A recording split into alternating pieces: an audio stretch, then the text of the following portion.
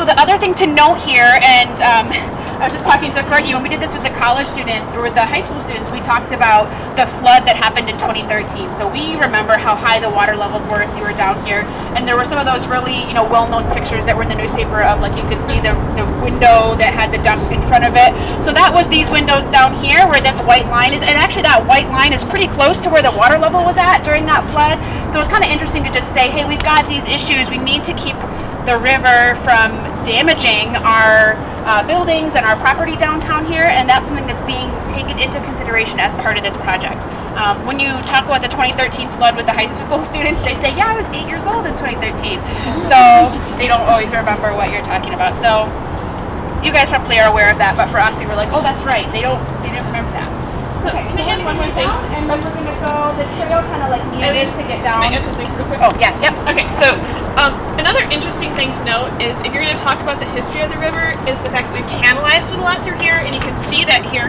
And the river actually used to be much wider, and a nice thing is that, well, maybe not nice, but factual thing is that the JW Marriott is pretty much where one of the original islands that was in the river is. So it's a nice landmark to show the kids that that would have been an island in the river, so the river would have extended much further towards the city and been much wider at this point.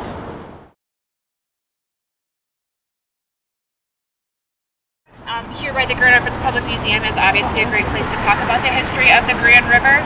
And one of the things that we want to do throughout the day today is to give you information about other ways that you can extend on what we're providing as far as these lessons are concerned. And the Grand Rapids Public Museum is a really wonderful resource for talking about the history of the river, and they're working constantly on adding more to their programs about the history of the river. So Janet was just saying she had her class down here for the Immerse program, and if you bring your kids down here, you're here for a week, you can focus on kind of, I think, whatever you want topic-wise, but they have a lot of really amazing resources that are water-related and that are related to the Grand River. So you will see later today a video about the history of the river in which Stephanie Ogren, the director of science education here, is featured talking about the history of the river. But right here, one of the things that we like to really hone in on is early uses of the river, both by the Native Americans and by the early settlers. So if you look behind you, you'll see there's one of the old millstones from one of the mills that was used along the river here. So the Anishinaabe are the native people from this place, and they were, even before them, we had the mound building, the Hopewell people. So the mounds that are in Anabuan Park up here are dedicated to them. You can still go out and visit the Norton Mounds out off of Market, the original mounds that were there. I think there are some restrictions on how close you can get to them. They don't want people out there digging out the artifacts and things, but there's a really rich history of people using and relating to this river. We like to talk a lot about the not just the uses for trade, for food, but also the spiritual and the cultural significance of the river to the Native American population. And there are some really good resources for teaching your students more about those. Some of the Native people who are still around from the Anishinaabe have come and have spoken to classes before, have been willing to share their culture with the students. So we can connect you to some of those folks if you're interested in having that done. Brenda, do you want to add anything on this site as far as what you talked about with your students? I was trying to think about my students really enjoyed, I'll just talk about it. What my students really enjoyed was actually a lot of them didn't know how a millstone worked.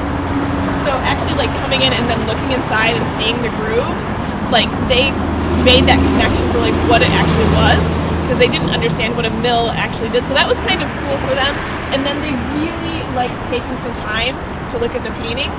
And I'm pretty sure there's some Instagram stories out there with those on there. But they really liked this. Like, it was, okay guys, we've looked at these for 5 minutes, it's time to go on. But they were drawn to them. And that's an instance where if you're able to do a walk with your students out here, it might be nice to do that at the beginning, have it be your entry event, because then they get really, you can see kind of what they get really excited about and then direct their learning from there. So, okay, we want to learn more about the Native Americans. The other thing we usually talk about at this location especially is the Native American name for the Grand River was Awashtanong. I think I said that correctly, but it means the far flowing water, and that's They even then were aware that the Grand was a very long river. It's the longest river in Michigan. It's 252 miles long. And the native people and the settlers later, European settlers, used it extensively for trade. It was their really connection to people all over the state. So it's been really important for a very, very long time. Okay, so we're going to walk through the tunnels, and as Brenda said, her students really enjoyed looking at the murals. So please take your time to look at the murals and really appreciate them. And then we are going to stop kind of right along that terraced wall on the other side of the tunnel and talk about some of the changes that have happened to this particular edge of the river already.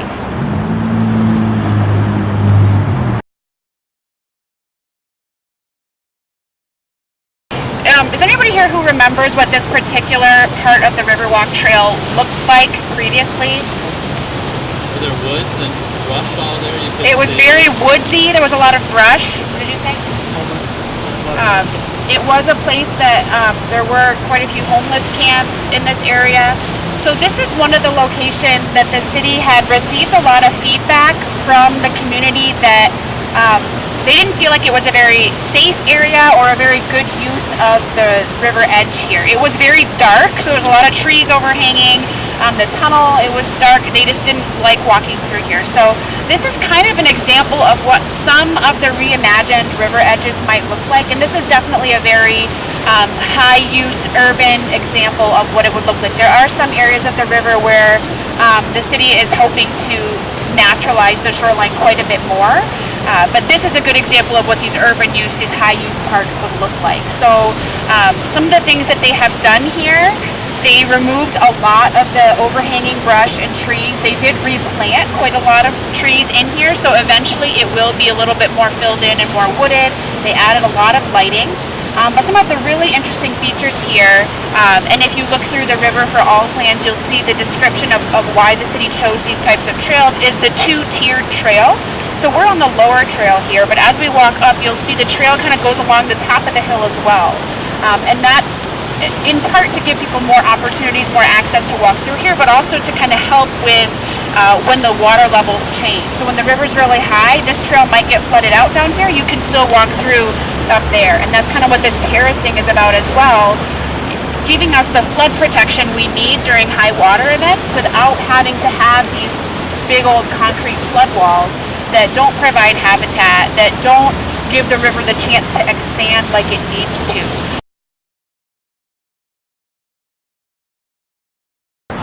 So here in front of the Gerald R. Ford Presidential Museum, another really interesting area to talk about flood protection. So a lot of people don't realize that this beautiful park here, that this green is actually one of the city's major flood protection areas. So this area, every year you might notice it gets flooded out, it gets full of water. That's intentional. This was set aside intentionally to allow the river that space to breathe. And after the floods in 2013, the city actually came in here, and if maybe you remember, they actually raised the height of this hill back here by a few feet to kind of give the city additional flood protection. So sometimes people will be like, why is that hill so steep right there? And that's because it's actually serving a purpose. So this park is a really, I think, interesting example of keeping this as a green space that's available for the public to use and enjoy and have access to the river at, but also kind of having that dual purpose of also providing flood protection here. So these downtown areas, they have kind of broken these river edge restorations into sort of different districts. So this is what they call the heart of the downtown district, I think.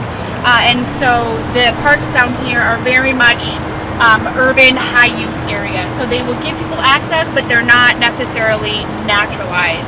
But as you get further up and down, the edges will be much more natural. So one of the sites we didn't talk about is further down where the current Parks and Recreation building is on Market. That whole site is going to be totally turned into a green space with a really beautiful park, natural river edge, a place for access to get in and out for people who are kayaking or canoeing or tubing down the river. And then as you get further upstream, Riverside Park obviously is already a natural area. I don't think major changes are planned for there, but up by Leonard, the Coldbrook area there, that is slated to undergo some major renovations as well and have a lot more naturalized river edge. So we talk about this project as a reveal and restore. Oftentimes, upstream of the Sixth Street Dam, there is a limestone bedrock ledge that juts into the riverbed that is, we think, made up the historic bedrock rapid upstream of the dam. So when the dam is removed and that water level is lowered a little bit, that will be revealed. That we don't have to do anything to restore that rapid, we just have to reveal it. And then downstream of the dam, we actually have to restore it because this, where all of the boulders and the rocks were that made up the boulder rapid, those were all removed as the city was built on this site. And many of those rocks can be found in buildings in downtown Grand Rapids. So you walk around and you see buildings that have old looking stones in their foundations. Not all, but a lot of those are actually limestone from the river. Other rocks from the river got thrown behind flood walls as fill. So we literally built the city on top of the rapids that we pulled out of the river. I mean, they're all over the place. And so that actually has to be restored and brought in. And that's the funding that has the 5-year clock on it, and so needs to be used by 2024. So originally the plan was to start with the dam and remove that first and then do the downstream part. But because of funding, this is actually the area that will get restored first in the river restoration process. We'll start with restoring the boulders down here and then actually end with the Sixth Street Dam. The sewage gets treated. The stormwater, however, does not get treated. It always goes, every time it runs, every time it rains, straight to the river without being treated in there. And so that's an important point to educate both adults and students about, that it's more important than ever now what we do on our own property, what we do on our yards, because anything that gets washed up by stormwater is washed directly into the river. It's not treated. In the city of Grand Rapids, it only takes anywhere from 15 to 30 minutes for that water to get from your parking lot into the river. So it's very, very fast. And I've actually been, a couple years ago at Summer Institute, we were in the museum maybe, and I remember it started to rain really, really hard, and we all looked out the window, and one of those big pipes, it was the size of that one, all of a sudden you just saw the water just rushing out. I mean, the volume of water that enters the river during a storm event is very, very large. It's very high. So that's a really important talking point, and interesting because you can connect it back to, well, where does the water from your school campus go? How long does that water take? If you guys also get a chance to come down here and teach with your kids, it's fun too to have them try to identify where all the storm drains are, because Grand Rapids has a Muddy Basin program that actually identifies each individual one. And when I take my kids down here, do I find them? They usually find maybe 10 to 15, but I swear the number's somewhere near 32 from the museum to Michigan Street.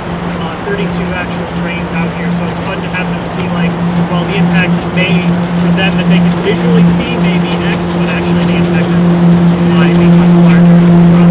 Some of these drains all the way back 6 or 7 streets.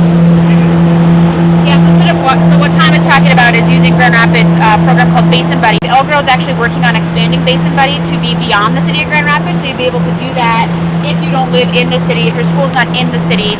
If you're in one of our communities that has a stormwater permit, we can help you identify that. And that's, we call those sewer sheds. Instead of a watershed, it's your sewer shed, which isn't always exactly the same.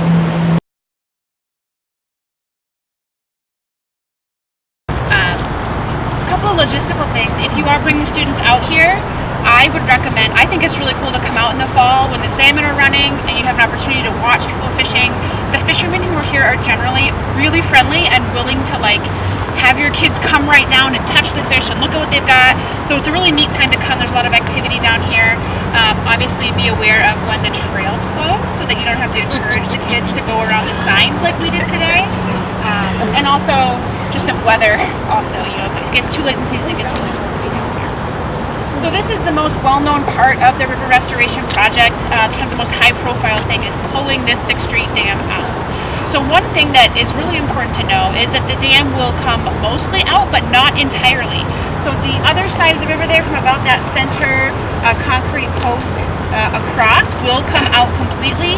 This side will be lowered by a few feet, and some of it will actually still there, and that's in order to maintain the water levels in the fish ladder high enough that the ladder is still functional.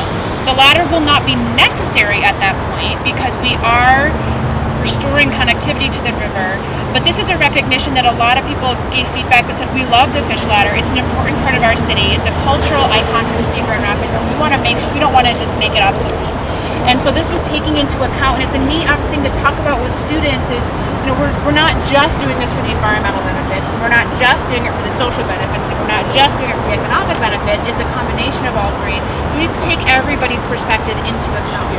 The fish ladder will still be functional, but this is where some of the really exciting white water, the rapids features will really be noticeable here. The 6th Street Dam is, however, a functional sea lamprey barrier. So this is the furthest downstream dam on the Grand River. It keeps the invasive sea lamprey from getting upstream and spawning in all of our tributaries.